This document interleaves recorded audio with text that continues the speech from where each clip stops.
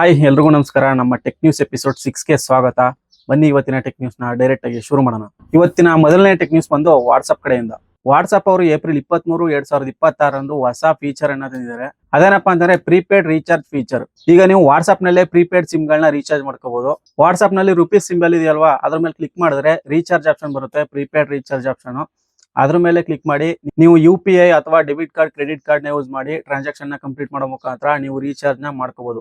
ಇದು prepaid sim ಗಳಿಗೆ ಮಾತ್ರ ವರ್ಕ್ ಆಗುತ್ತೆ. ಪೋಸ್ಟ್ ಪೇಡ್ ಬಿಲ್ ಗಳನ್ನ ಪೇ ಮಾಡೋದಕ್ಕೆ ಈ ಫೀಚರ್ ಅಲ್ಲ. ಈ ಫೀಚರ್ ಏನಾದ್ರು ನಿಮ್ಮ ವಾಟ್ಸ್ಆಪ್ ಅಲ್ಲಿ ಇನ್ನೂ ಬಂದಿಲ್ಲ ಅಂತಂದ್ರೆ ನಿಮ್ಮ ವಾಟ್ಸ್ಆಪ್ ಅನ್ನ ಒಂದ್ಸಲ ಅಪ್ಡೇಟ್ ಮಾಡಿ ಆಮೇಲೆ ಈ ಫೀಚರ್ ಕಾಣಿಸ್ಕೊಳ್ಳುತ್ತೆ, ಯೂಸ್ ಮಾಡಬಹುದು. ಆಮೇಲೆ ಇನ್ನು ಮುಂದಿನ ಟೆಕ್ ನ್ಯೂಸ್ ಬಂದು DJI ಇಂದ. DJI ಕಂಪನಿ ಅವರು ಏಪ್ರಿಲ್ 28ನೇ ತಾರೀಕು ಒಂದು ಹೊಸ ಮೈಕ್ ಅನ್ನ ಲಾಂಚ್ ಮಾಡಿದ್ದಾರೆ. ಈ ಮೈಕ್ ನ ಹೆಸರು ಬಂದು DJI ಮೈಕ್ ಮಿನಿ 2 ಅಂತ. ಈ ಮೈಕು ಕಂಟೆಂಟ್ ಕ್ರಿಯೇಟರ್ ಗಳಿಗೆ ಹೇಳ್ ಮಾಡಿಸ್ತಾ ಇದೆ. ಇದರ ಸ್ಪೆಷಾಲಿಟಿ ಏನಪ್ಪಾ ಅಂತಂದ್ರೆ ಇಲ್ಲಿ ಕಲರ್ ಮ್ಯಾಗ್ನೆಟಿಕ್ ಕವರ್ ಗಳನ್ನ ಕೊಟ್ಟಿದ್ದಾರೆ.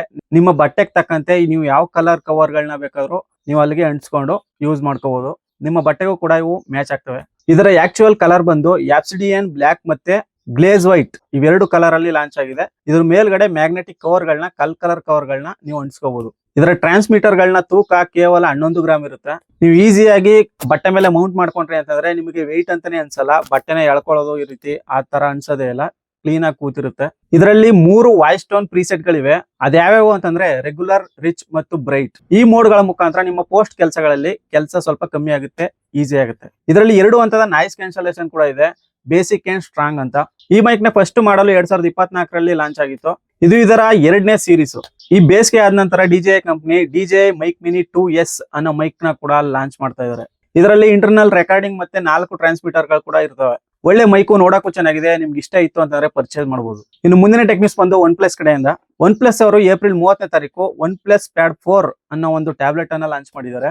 ಇದಂತೂ ಫ್ಲಾಗ್ಶಿಪ್ ಲೆವೆಲ್ ನ ಟ್ಯಾಬ್ಲೆಟ್. ಈ ಟ್ಯಾಬ್ಲೆಟ್ ನ ಫೀಚರ್ಸ್ ನೋಡೋದಾದ್ರೆ ಇದರ ಪ್ರೊಸೆಸರ್ ಬಂದು the most powerful processor Qualcomm Snapdragon 8 Elite Gen 5 ಈ ಒಂದು ಪ್ರೊಸೆಸರ್ ನ ಯೂಸ್ ಮಾಡಿದ್ದಾರೆ.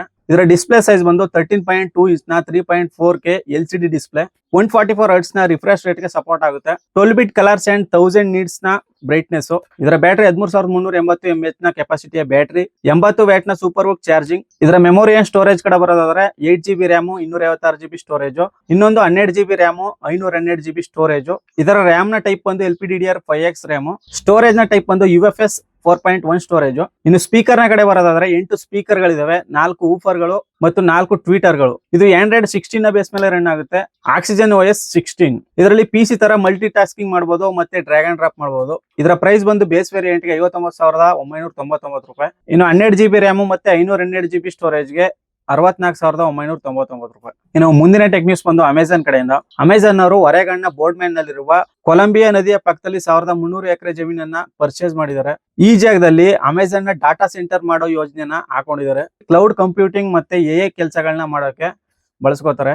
ಈ ಜಾಗದಲ್ಲಿ 16 ರಿಂದ 20 ಬಿಲ್ಡಿಂಗ್ ಗಳನ್ನ ಕಟ್ಟೋ ಪ್ಲಾನ್ ಅಲ್ಲಿ ಇದ್ದಾರೆ. ಈ ಒಂದು data centre common hyperscale data centre ಗಿಂತ ದೊಡ್ಡದಾಗಿರುತ್ತೆ ಅಂತ ಹೇಳ್ತಾ ಇದ್ದಾರೆ. ಇದಿಷ್ಟು ಇವಾಗ ಸಿಗ್ತಾ ಇರುವಂತ ಮಾಹಿತಿ. ಇನ್ನು ಏನೇನ್ ಪ್ಲಾನ್ ಹಾಕೊಂಡಿದ್ದಾರೆ ಅಂತ ಮುಂದೆ ಗೊತ್ತಾಗುತ್ತೆ. ಇನ್ನು ಮುಂದಿನ ಟೆಕ್ ನ್ಯೂಸ್ ಬಂದು ಗೂಗಲ್ ಕಡೆಯಿಂದ.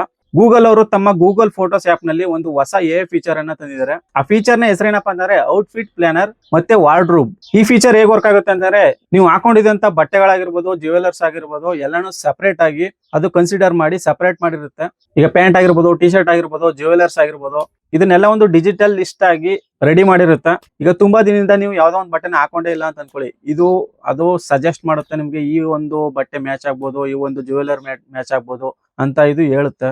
ಮತ್ತೆ ನಿಮ್ಗೆ ನಿಮ್ ಬಟ್ಟೆಗಳಿಗೆ ಮ್ಯಾಚ್ ಆಗುವಂತ ಜ್ಯುವೆಲರ್ಸ್ ಗಳನ್ನ ಹುಡುಕ್ಬೇಕು ಅಂತಂದ್ರೆ, ಇನ್ನೊಂದ್ ಯಾವ್ದಾದ್ರು ಪ್ಯಾಂಟ್ ಗಳನ್ನ ಹುಡುಕ್ಬೇಕು ಅಂತಂದ್ರೆ, ಟಿ ಶರ್ಟ್ ಗಳನ್ನ ಹುಡುಕ್ಬೇಕು ಅಂತಂದ್ರೆ ಇಲ್ಲಿಂದ ಈಸಿಯಾಗಿ ಹುಡುಕ್ಬೋದು. ಇನ್ನು ನೆಕ್ಸ್ಟ್ ಯಾವ್ಯಾವ ಸಿಚುವೇಶನ್ ಅಲ್ಲಿ ಯಾವ್ಯಾವ ಬಟ್ಟೆ ಹಾಕ್ತೀರಾ ಅಂತ ಅನ್ನೋದನ್ನ ನೀವು ಇಲ್ಲಿ ಡಿಜಿಟಲ್ ವಾರ್ಡ್ರೋಬ್ ನಲ್ಲಿ ಸಪರೇಟ್ ಆಗಿ ಇಟ್ಕೊಬಹುದು. ಈಗ ಅನ್ಕೊಳ್ಳಿ, ಯಾವ್ದೋ ಒಂದು ಆಫೀಸ್ಗೆ ಹೋಗ್ತಿದ್ದೀರಾ ಅಥವಾ ಯಾವ್ದೋ ಒಂದು ಇವೆಂಟ್ ಹೋಗ್ತಿದ್ದೀರಾ, ಮದುವೆಗೆ ಹೋಗ್ತಿದ್ದೀರಾ, ಎಲ್ಲೋ ಟ್ರಾವೆಲ್ ಮಾಡ್ತಾ ಇದೀರಾ ಅಥವಾ ಡೇಟ್ ಮಾಡಕ್ ಹೋಗ್ತಿದ್ದೀರಾ, ಇಂಥ ಟೈಮಲ್ಲಿ ಯಾವ್ಯಾವ ಬಟ್ಟೆಗಳು ಬೇಕು ಅಂತ ಅನ್ನೋದನ್ನ ಈ ಒಂದು ವಾರ್ಡ್ರೋಬ್ ಫೀಚರ್ ನಲ್ಲಿ ನೀವು ಇಟ್ಕೋಬಹುದು. ಮತ್ತೆ ವರ್ಚುವಲ್ ಟ್ರೈ ಆನ್ ಅನ್ನೋ ಫೀಚರ್ ನ ಯೂಸ್ ಮಾಡ್ಕೊಂಡು, ಇದೇ ಈ ಫೀಚರ್ ನ ಮೇನ್ ಫೀಚರ್, ನಿಮ್ಮ ಒಂದು ಫೋಟೋನ ಅಪ್ಲೋಡ್ ಮಾಡೋ ಮುಖಾಂತರ ಈ ಡ್ರೆಸ್ ನ ಹಾಕಿ ನೀವು ಹೇಗ್ ಕಾಣ್ತೀರಾ ಅನ್ನೋದನ್ನ ಫಸ್ಟ್ ವರ್ಚುವಲ್ ಆಗಿ ನೀವು ನೋಡ್ಕೋಬಹುದು. ಮತ್ತೆ ಅದು ಹೇಗ್ ಕಾಣಿಸ್ತಾ ಇದೆ ಅನ್ನೋದನ್ನ ನಿಮ್ ಫ್ರೆಂಡ್ಸ್ ಗಳಿಗೂ ಕೂಡ ಶೇರ್ ಮಾಡಬಹುದು. ಇದು ಈಗ ಸದ್ಯಕ್ಕೆ ಆಂಡ್ರಾಯ್ಡ್ ಗೆ ಫಸ್ಟ್ ಬರುತ್ತೆ. ಆಮೇಲೆ iOS ಕೂಡ ಬರುತ್ತೆ. ಇನ್ನು ಮುಂದಿನ ಟೆಕ್ ನ್ಯೂಸ್ ಬಂದು ಊಬರ್ ಕಡೆಯಿಂದ. ಊಬರ್ ಅವರು ತಮ್ಮ ಆಪ್ ನ ಸೂಪರ್ ಆಪ್ ಆಗಿ ಕನ್ವರ್ಟ್ ಮಾಡ್ತಾ ಇದ್ದಾರೆ. ಇದರಲ್ಲಿ ಎಲ್ಲಾ ಫೀಚರ್ ಗಳು ಕೂಡ ನೆಕ್ಸ್ಟ್ ಆಡ್ ಅಪ್ ಆಗ್ತಾ ಹೋಗ್ತವೆ. ಈಗ ಮೊದಲನೇದಾಗಿ ಈಗ ಈ ಆಪ್ ನ ಮುಖಾಂತರ ನೀವು ಹೋಟೆಲ್ ಗಳನ್ನ ಕೂಡ ಬುಕ್ ಮಾಡಬಹುದು. ಈ ಒಂದು ಫೀಚರ್ ಅನ್ನ ಹೊಸದಾಗಿ ಆಡ್ ಮಾಡಿದ್ದಾರೆ. ಯೂಸರ್ಸ್ ವರ್ಲ್ಡ್ ವೈಡ್ 7 ಲಕ್ಷಕ್ಕೂ ಹೆಚ್ಚು ಹೋಟೆಲ್ ಗಳನ್ನ ಹುಡುಕಬಹುದು ಮತ್ತೆ ಬುಕ್ ಮಾಡಬಹುದು. ಈ ಆಪ್ ನ ಹೋಮ್ ಟ್ಯಾಬ್ ನಲ್ಲೇ ಕೂಡ ಈಗ ಹೋಟೆಲ್ ಅನ್ನೋ ಆಪ್ಷನ್ ಕೂಡ ಇರುತ್ತೆ.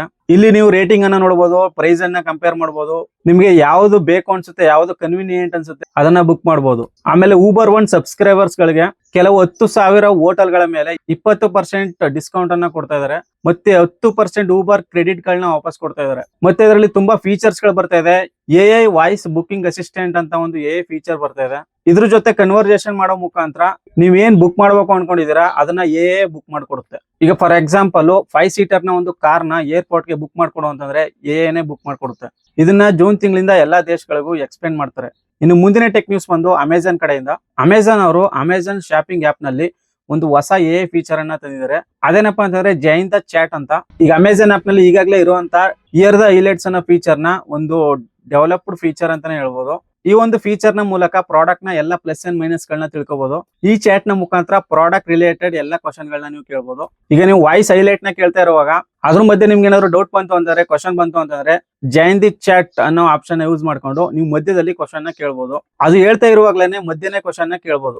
ಮತ್ತೆ ಅದು ನಿಮ್ಮ ಕ್ವಶನ್ ಗೆ ಆನ್ಸರ್ ಮಾಡಿ ಎಲ್ಲಿಗೆ ನಿಲ್ಸಿತ್ತು ಅಲ್ಲಿಂದನೇ ಮತ್ತೆ ಶುರು ಮಾಡುತ್ತೆ. ನೀವ್ ಏನೇನ್ ಕೇಳ್ತೀರಾ ಎಲ್ಲಾ ಡಾಟಾ ಕೂಡ ಸ್ಟೋರ್ ಆಗುತ್ತೆ. ಮುಂದೆ ನೀವು ಏನೇ ಹುಡುಕ್ಬೇಕಾದ್ರೂ ಈ ಡಾಟಾನ ಯೂಸ್ ಮಾಡ್ಕೊಂಡು ಅಕ್ಯುರೇಟ್ ಆಗಿ ಆನ್ಸರ್ ಕೊಡುತ್ತೆ. ಈ ಫೀಚರ್ ಅನ್ನ ಇದೇ ಮೇ ತಿಂಗಳಲ್ಲಿ ಎಲ್ಲಾ ಪ್ರಾಡಕ್ಟ್ ಗಳಿಗೂ ಎಕ್ಸ್ಪ್ಲೇನ್ ಮಾಡ್ತಾರೆ. ಇನ್ನು ಮುಂದಿನ ಟೆಕ್ ನ್ಯೂಸ್ ಬಂದು ನಾಸಾ ಕಡೆಯಿಂದ. ಪ್ಲೂಟೋ ಗ್ರಹಕ್ಕೆ ಸಂಬಂಧಪಟ್ಟಂತೆ ನಾಸಾದ ಹೊಸ ಆಡಳಿತಾಧಿಕಾರಿ ಜೇರೆಡ್ ಐಸಾಕ್ಮನ್ ಅನ್ನೋರು ಏಪ್ರಿಲ್ 28ನೇ ತಾರೀಕು ಒಂದು ಸ್ಟೇಟ್ಮೆಂಟ್ ಅನ್ನ ಕೊಟ್ಟಿದ್ದಾರೆ. ಪ್ಲೂಟೋ ಗ್ರಹನ ಒಂದಷ್ಟು ವಿಜ್ಞಾನಿಗಳು ಒಂದಷ್ಟು ಜನ ಗ್ರಹ ಅಂತ ಹೇಳ್ತಾರೆ, ಇನ್ನೊಂದಷ್ಟು ಜನ ಕುಬ್ಜ ಗ್ರಹ ಅಂತ ಹೇಳ್ತಾರೆ.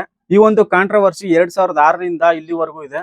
ಈ ಜೇರೆಡ್ ಐಸಾಕ್ಮನ್ ಅವರು ಈ ಪ್ಲೂಟೋ ಗ್ರಹನ ಮತ್ತೆ ಗ್ರಹವನ್ನಾಗಿ ಮಾಡಿ ಅಂತ ಏನ್ ಗ್ರೂಪ್ ಇದೆ ಆ ಗ್ರೂಪ್ ಗೆ ನಾನು ಸೇರ್ತೀನಿ ಅಂತ ಹೇಳಿದ್ದಾರೆ. ಈ ಒಂದು ಗ್ರಹದ ಕಕ್ಷೆಯಲ್ಲಿ ಕ್ಲಿಯರ್ ಇಲ್ಲ ಅನ್ನೋ ಒಂದೇ ಒಂದು ಕಾರಣಕ್ಕೋಸ್ಕರ ಇದನ್ನ ಗ್ರಹಗಳ ಗುಂಪಿಂದ ಆಚೆ ಹಾಕಿದ್ರು. ಹಂಗ್ ನೋಡಕ್ ಹೋದ್ರೆ ನಮ್ಮ ಭೂಮಿ ಮತ್ತೆ ಗುರು ಗ್ರಹದಲ್ಲೂ ಕೂಡ ಅವುಗಳ ಕಕ್ಷೆಯಲ್ಲಿ ಸುಮಾರು ಕ್ಷುದ್ರ ಗ್ರಹಗಳು ತುಂಬಾನೇ ಇದಾವೆ. ಇದಕ್ ಮಾತ್ರ ಯಾಕೆ ಹಿಂಗೆ ಅನ್ನೋ ಒಂದು ಕಾಂಟ್ರವರ್ಸಿ 2006ರಿಂದ ಇಲ್ಲಿವರೆಗೂ ಇದೆ. ಈ ಗ್ರಹದಲ್ಲೂ ಕೂಡ ತುಂಬಾ ಪರ್ವತಗಳು, ಹಿಮನದಿಗಳು ಮತ್ತೆ ಸಂಕೀರ್ಣ ವಾತಾವರಣಗಳು ಎಲ್ಲ ಇದಾವೆ. ಇದನ್ನ ನಾಸಾ ಡಿಸೈಡ್ ಮಾಡಕ್ಕಾಗಲ್ಲ, IIU ಇದನ್ನ ಡಿಸೈಡ್ ಮಾಡ್ಬೇಕು. ಇನ್ನು ಮುಂದಿನ ಟೆಕ್ ನ್ಯೂಸ್ ಬಂದು ಗೂಗಲ್ ಕಡೆಯಿಂದ.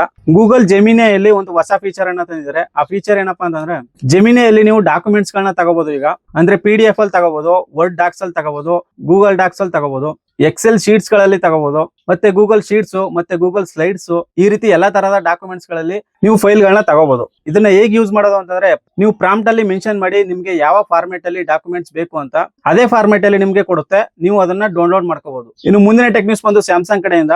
ಸ್ಯಾಮ್ಸಂಗ್ ಅವರು ಆಂಡ್ರಾಯ್ಡ್ ನ ಬೇಸ್ ಮೇಲೆ ರನ್ ಆಗುವಂತ One UI 9 OS ಇರುವಂತ ಲ್ಯಾಪ್ಟಾಪ್ಸ್ ಗಳನ್ನ ಮುಂದೆ ಲಾಂಚ್ ಮಾಡ್ತಾರೆ.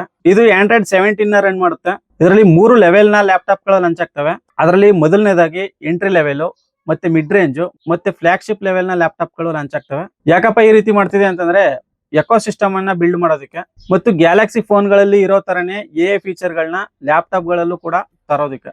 ಇದ್ರ ಬಗ್ಗೆ ಹೆಚ್ಚಿನ ಇನ್ಫಾರ್ಮೇಶನ್ ಇದೇ ತಿಂಗಳು ನಡೆಯುವಂತ ಗೂಗಲ್ ನ IO ಡೆವಲಪರ್ ಕಾನ್ಫರೆನ್ಸ್ ನಲ್ಲಿ ಇದ್ರ ಬಗ್ಗೆ ಇನ್ಫಾರ್ಮೇಶನ್ ಬರುತ್ತೆ. ಇದಿಷ್ಟು ಇವತ್ತಿನ ಟೆಕ್ ನ್ಯೂಸ್. ಈ ವಿಡಿಯೋ ಏನಾದ್ರು ಇನ್ಫಾರ್ಮೇಟಿವ್ ಆಗಿತ್ತು ಅಂತಂದ್ರೆ ಲೈಕ್ ಮಾಡಿ, ಶೇರ್ ಮಾಡಿ, ನಮ್ಮ ಚಾನೆಲ್ಗೆ ಸಬ್ಸ್ಕ್ರೈಬ್ ಆಗೋದನ್ನ ಮರಿಬೇಡಿ. ಸಿಗೋಣ ಮುಂದಿನ ವಿಡಿಯೋದಲ್ಲಿ.